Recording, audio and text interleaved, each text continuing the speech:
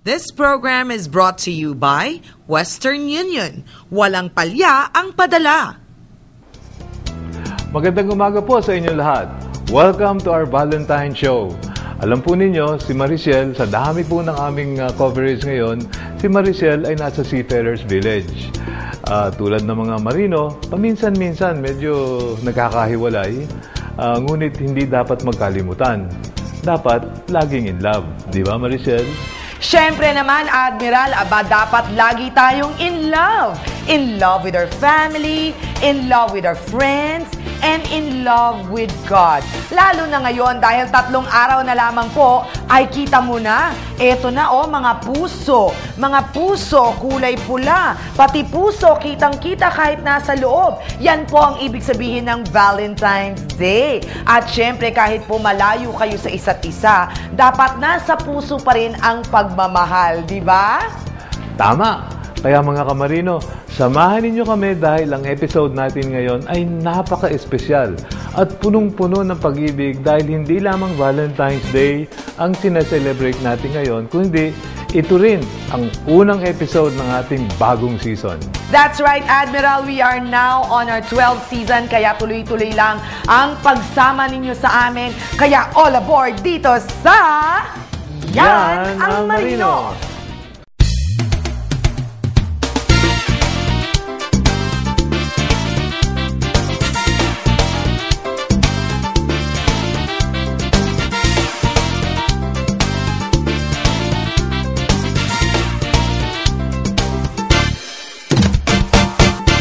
If you ask me what government agency has the heart for OFWs, what comes to mind is Pag-ibig. It's one of the government agencies which ensures the welfare of all Filipino workers.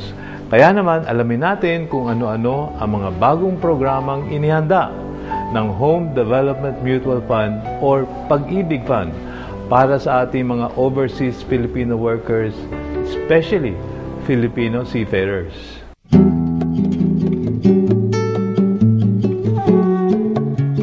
Dahil malapit na ang araw ng mga puso, kakaibang pakulo ang inihanda ng Pag-ibig Fund para sa mga magsing-irog na miyembro nito.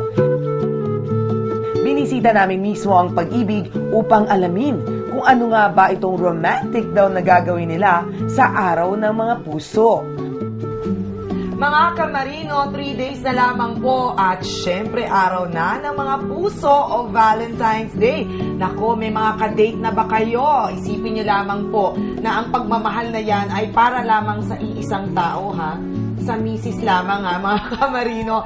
Anyway, mga kamarino, kasama po natin ang isang ahensya ng gobyerno na talaga naman punong-puno ng pagmamahal. At maraming pagmamahal na ibibigay para sa lahat. Walang iba kung hindi ang Pag-ibig. Kasama natin ngayon ang kanilang Senior Vice President. Walang iba kundi si Mr. Alex Aguilar. Happy Valentine's Day to you. Same to you. At sa lahat ng mga umiibig dyan, Happy Valentine's. Aba, magkakaroon pala sila ng libreng kasal para sa daang-daang magkasintahan ang I Do, Araw ng Pag-ibig na gaganapin mismo on Valentine's Day. It's a non-traditional service sa aming mga miyembro. Katulad ng halimbawa, ano ba yung mga basehang pangangailangan ng mga miyembro natin, kasama dyan yung pagpapakasal. Kaya namin ginagawa ito. This is also an information campaign. Gusto natin ma-realize ng ating mga miyembro na importante talaga na yung pag-iibigyan nila ay merong tahanang aangkinin. Ito ang kauna-unahang beses na magkakaroon sila ng ganitong benepisyo para sa mga members na walang sapat na pera para magpakasal. Gaano ba karami ang ipapakasal niyo, sir? Tinatarget natin siguro mababa na yung 1,000 nationwide. Simultaneous ba yan? Simultaneous po yan. Oo. Sa Baguio, sa Calamba, sa Naga, sa Cebu, sa Bacolod, sa Cagayan de Oro, kung saan sinalan tayong mga kapatid natin doon ng Bagyong Sendong. Wala nang pangkasal. Oo. In fact, doon sa Cagayan de Oro ang aming naasahan tutulungan na talaga namin. Full service talaga, pati yung mga pangbayad nila sa kasal sasagutin na muna ng Pag-ibig. At may complete package pa. Sagot namin syempre yung kasal, kasama yung reception, Reception kasama. Well, payak na reception. Hindi naman natin siguro dapat expect na bonggang-bongga. No? Payak, disente, at yun nga, ika nga, memorable. Isi-serenade din sila ng aming choir. Oo, pati Sing-Sing, sinagot ng pag-ibig. Oo nga. Well, again, payak, pero Simple. it's simple, symbolic, at hopefully magiging isang magandang alaala para dun sa mga ikakasal natin. Alright. Mula sa pag-iisang dibdib ay magpaplano ng mag-asawa na magpundar ng kani-kanilang mga bahay. Akalain mo, pati yun, libre na. Ang siswerte naman talaga ng mga makakapag-avail ng benefits na ito. Aba, isang overseas Filipino worker din pala from Taiwan ang mabibinyayaan ng programang ito. Meron kaming isang OFW na ikakasal na kukunin pa namin mula sa Taiwan, iuwi namin dito. Kasi gusto namin na maging inspiration din sa mga OFWs. Nakakatuwa yan. At ano naman ang inihanda ng pag-ibig para sa kanila? Okay, unang-una gusto ko rin banggitin na ang focus nitong pagtulong ng pag-ibig na ito ay yung mga miyembro natin na, alam mo na, kulang sa lot. So, sila yung tinutulungan natin. Bukod sa libreng kasal, ano-ano pa nga ba ang inihanda ng pag-ibig para sa mga miyembro nito? Ay iniisip natin ano ba yung pwede nating may dagdag pa, mga non-traditional means by which we can improve yung buhay ng mga miyembro natin. Gahanap kami ng mga partners na magbibigay ng mga discount sa mga pag-ibig members. Pagbibili sila, mag-avail ng mga serbisyo. Kaya nakikipag-usap kami ngayon sa mga malls, sa mga supermarkets, sa mga insurance companies, mga pre-need companies, even airlines. Para naman may leverage namin yung membership namin, kung bibigyan nila ng discounts at kung ano-ano mga freebies yung ating mga miyembro, tutulungan naman natin sila sa pagmamarket ng kanilang produkto. Wow! Lahat ng mga gustong makakita ng isang inspirational at feel-good na activity ng pag-ibig, ito pong programang ito ay inaalay natin sa ating mga miyembro.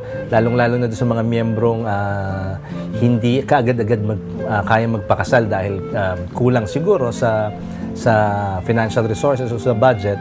At ito ay unang beses po natin gagawin at hopefully ito po ay maging institutional on the part of pag-ibig. Up next! Kahit may problema tayo, walang iwanan, walang susuko. Kaya natin yan.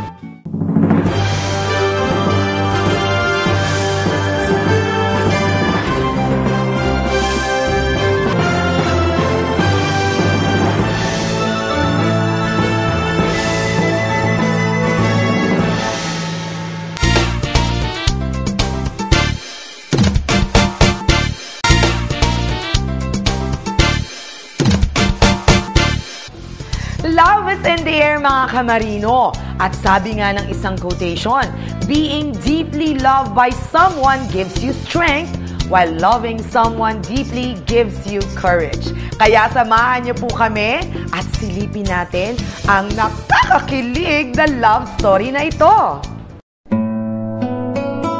Hindi hadlang ang pag-ibig o pag-aasawa ng maaga sa pagtupad ng pangarap. Yan ang pinatunayan ng mag-asawang Helbert at Christine Bong Hanoy. Bata pa lamang na maging magkasintahan sina Christine at Helbert. Bali, high school classmates po kami. Third year po. From Manila siya galing ng second year. Tapos kami, nag-transfer sila dito. Tapos naging classmate kami dun sa GMA na school namin. Tapos since then po, naging friends lang muna kami. Tapos pagka fourth year, dun na po yung nag-start. Nagbunga ang kanilang pagmamahalan habang nag-aaral pa lamang sila. Nung nalaman ko po kasing buntis ako, patapos na po yung SEM nung class namin noon. So, pagkatapos po noon, nagpakasal po kami before mag-start yung next SEM kasi para hindi magka-prob sa school. Tapos po, one SEM kaming mag-classmate. Tapos pagkatas nung SEM po noon, nanganak po ko, May. Pagkatas po noon, nung sumunod na SEM, siya na lang po yung pumasok. Bali, tinapos niya po yung course, tapos nag-apply po siya ng trabaho. Tapos po, nung medyo nakaluwag na po, mga almost 1 year din, isang sakay, ako naman na po yung pinag-aaral niya. Aba, Ano naman ang dahilan mo, Helbert? At pinag-aral mo pa si Mrs.? Kasi po, yun nga, hindi po hadlang yung nabuntis. Tapos, hindi na pagpapatuloy yung pag-aaral. So, sayang naman. Kaya, tinuloy. Sinabi ko sa kanya, tuloy na lang yun. Tama ka dyan, kuya. Ikwento nyo naman ang inyong mga karanasan at pinaghirapan bilang young couple. Pinapunta ako ng probinsya, doon ako pinag-aral. So, matagal kaming di nagkita. Parang may trust talaga ako sa kanya na wala siyang gagawing iba. So, pag uwi ko rito, kami pa rin. So, yun nga, sabi ko, kami talaga kakatuloy. Kailangan lang tiwala. Kasi magkalayo na kayo eh. Kung pupunuin mo pa yung sarili mo ng takot, selos, mas lalong magiging malayo yung loob mo. Walang iwanan. Yun yung lagi ko sinasabi sa kanya na kahit may problema tayo, walang iwanan, walang susuko. Kaya natin yan. Ayon sa mag-asawa, ang key for a healthy relationship, pag may communication, make the most out of it. Kung totoong mahal mo, tanggap mo lahat. Kung yung mabuti tsaka hindi. Or meron ka mang mga pangamba na nawawala yun dahil sa pagmamahal mo dun sa tao. So, kahit mahirap po yung malayo lagi, ganun po. Lahat yun kapag nagkikita na kami uli, parang nabubura po lahat ng mga buwan na hindi kami magkasama. Dahil yung love, nag-i-stay po siya eh. Parang habang wala siya, parang lalo pang dumadagdag siya eh. Kaya kahit wala po siya, dito sa bahay namin, alam namin nung anak ko na ramdam namin na nandito rin siya sa amin. Sa ngayon, ay isa ng chief cook si Helbert sa barko at nakapagpunda na rin sila ng sariling bahay. Paalis na ulit si Helbert at inilalaan niya ang natitirang panahon na ito habang nandito siya sa bansa para sa kanyang asawa at isang anak. Han, kasi ngayong Monday, sasampa na ulit ako. So, happy Valentine's, saka mahal na mahal kita. Love you. Unti-unti nang tinutupad ng mag-asawang Bonghanoy ang kanilang mga pangarap na nagsimula sa pagiging magnobyo hanggang sa ngayon na isa na silang pamilya. At hanggang ngayon, marami pa rin silang mga pangarap na magkasama nilang tutuparin. Yan ang Marino would like to thank Pag-ibig Fund. Sa pag-ibig, ang pinaghirapan may katuparan. Sinisigurado niya lang kung may patutunguhan yung relasyon namin. Then sabi ko, sige, papakasalan kita. Gusto mo bukas, sabi ko.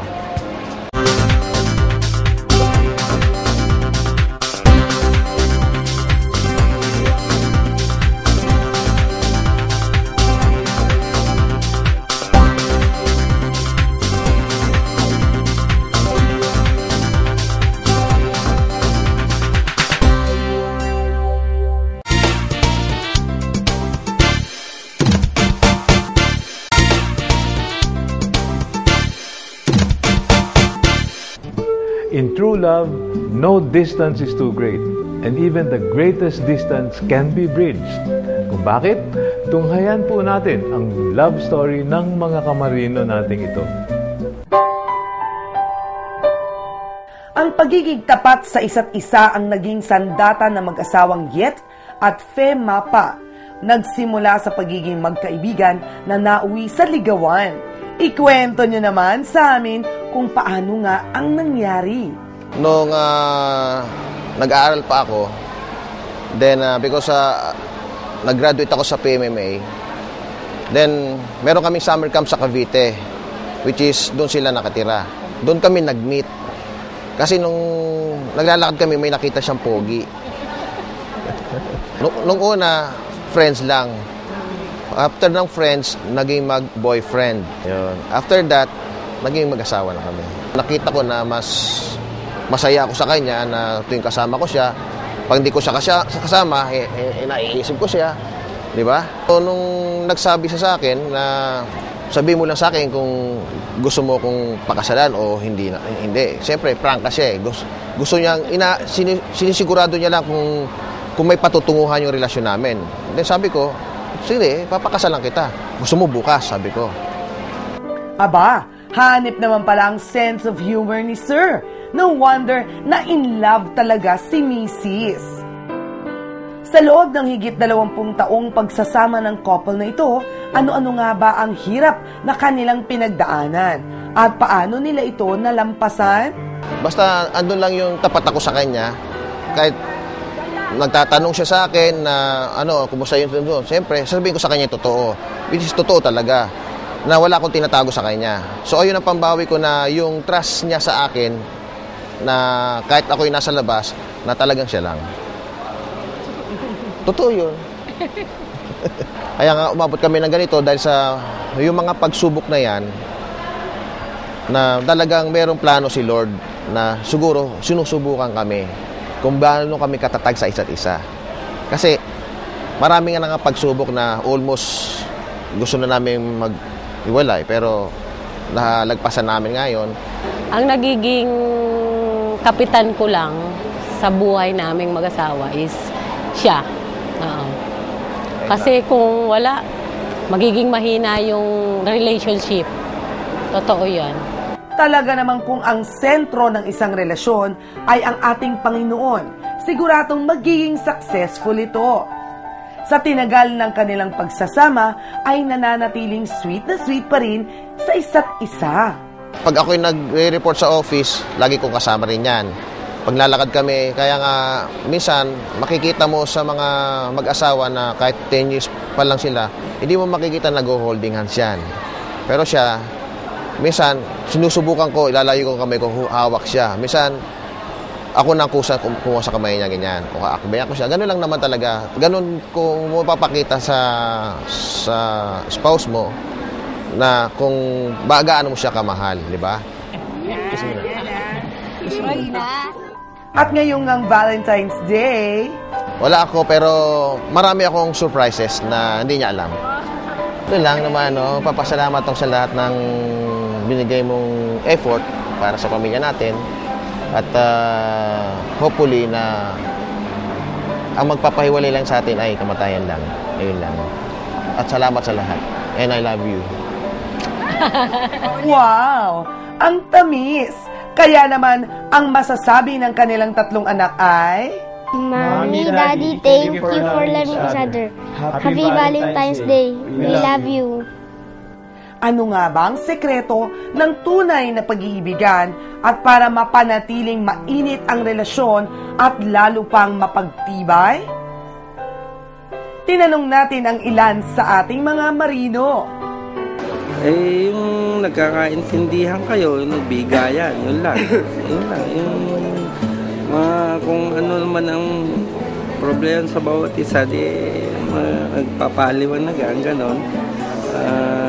Nagkakaalaman ng mga dapat at hindi dapat sa isang pamilya. Lagi lang po kami laging komunikasyon kahit malayo ako sa kanya para moral support ang kailangan namin sa isa't isa. Wala lang, tiwala lang sa isa't isa. Yan lang para sa akin. Una-una, tiwala sa isa't isa. Siyempre, yung may bigay mo yung pangangailangan ng pamilya, saka yung pagmamahal sa asawa at sa anak. Happy Valentine, darling. Hello, sweetheart. Advance Happy Valentine's. Joe, Happy Valentine. I love you. Happy Valentine's sa'yo.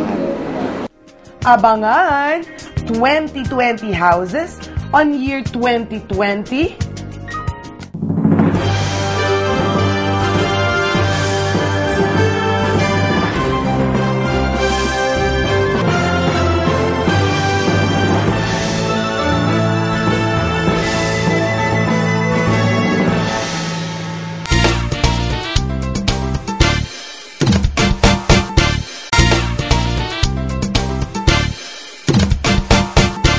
This portion is brought to you by Western Union. Walang palya ang padala.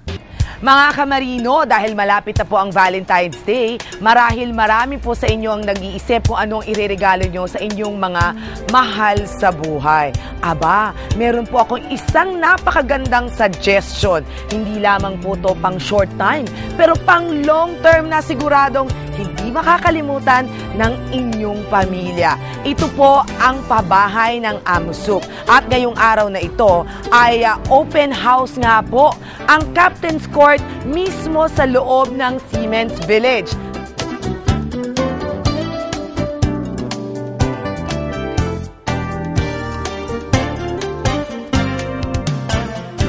Ano po ba ang laki ng ating Captain's Court?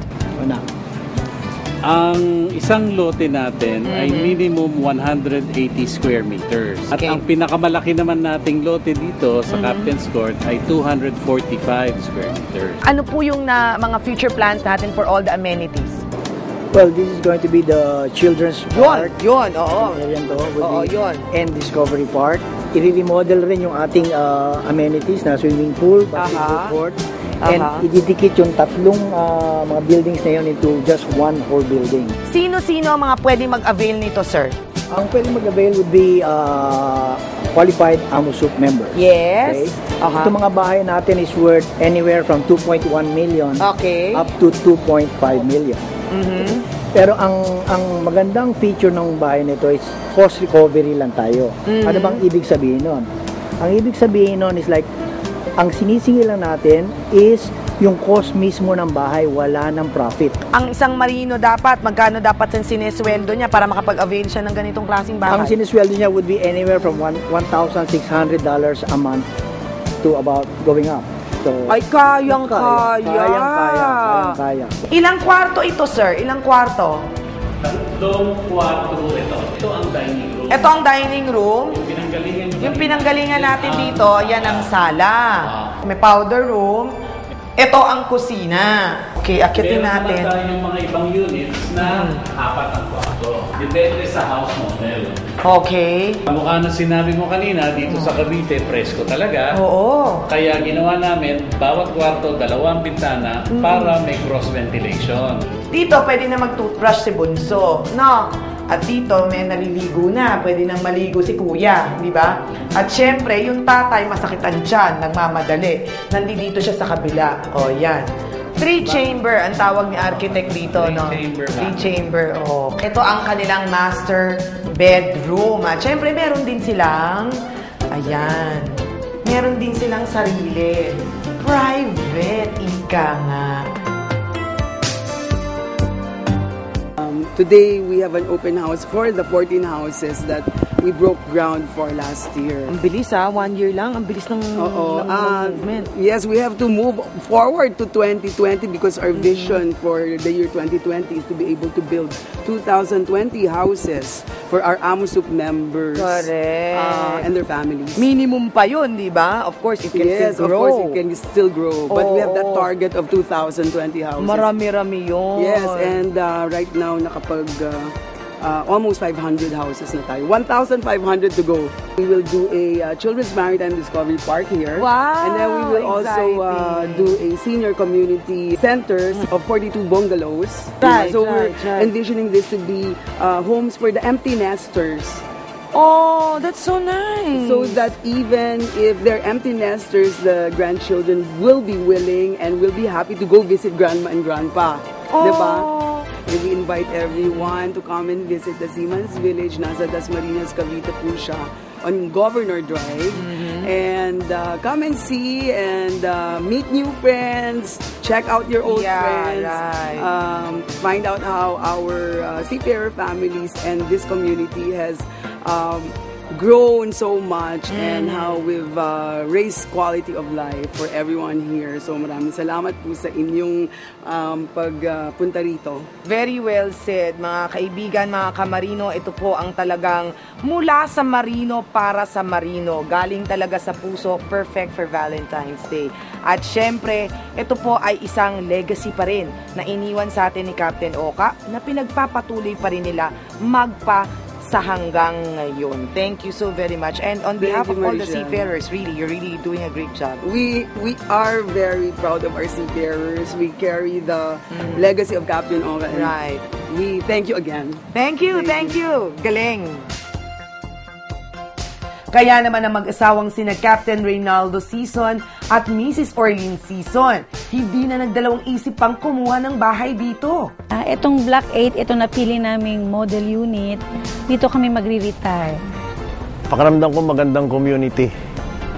At yun nga, malinis, secured, tsaka yung malamig. Malamig ang simoy ng hangin. Kay sarap nga naman ang lahat ng pinaghihirapan ay iyong matatamasa. Magandang tirahan, masayang tahanan, buhay na mapayapa at masaya. Ilan lamang yan sa mga benepisyong hatid ng AMUSUP para sa marinong Pilipino. This portion was brought to you by Western Union. Walang palya ang padala. Marichelle Yao would like to thank Marie France. Cool Sculpting is a breakthrough treatment that uses cooling technology to freeze fat away and eliminate bulges like glove handles, back fat, or tummy flab. If you want to get rid of those persistent bulges once and for all, call 894-2639 to book your treatment. Cool Sculpting is exclusively available at Marie France, the leading slimming center in the Philippines. Dr. Almond Derla of La Estetica, Tomas Morato Branch, with hotline 332-8604. You Hair and Body Salon, located at B3 7th Avenue, Corner Lane P, Bonifacio High Street, Taguig City, with telephone number 818-1968.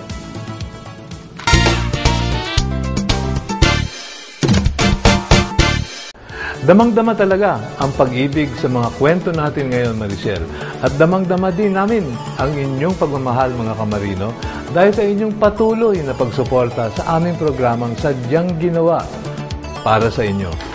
Ay, talaga namang napakasarap po na may minamahal at may nagmamahal.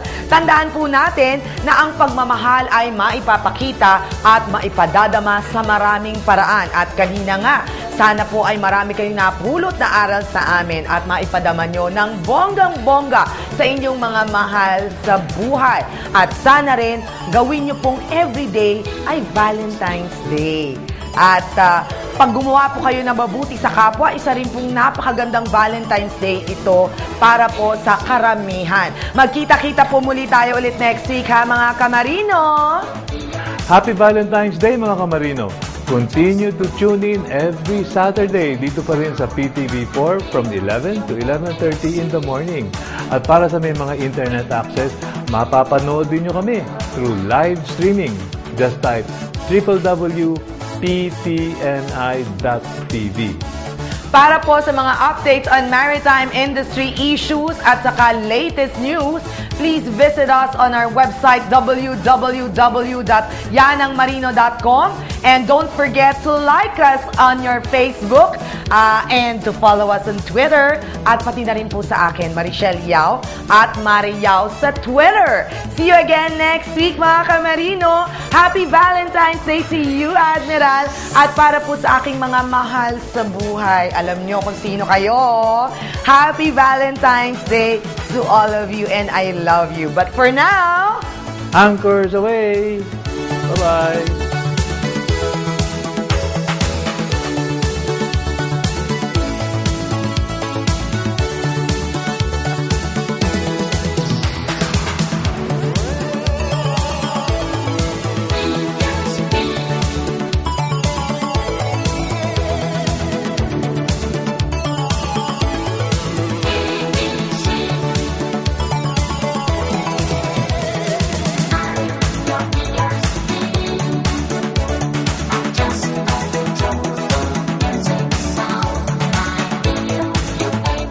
This program was brought to you by Western Union. Walang palya ang padala.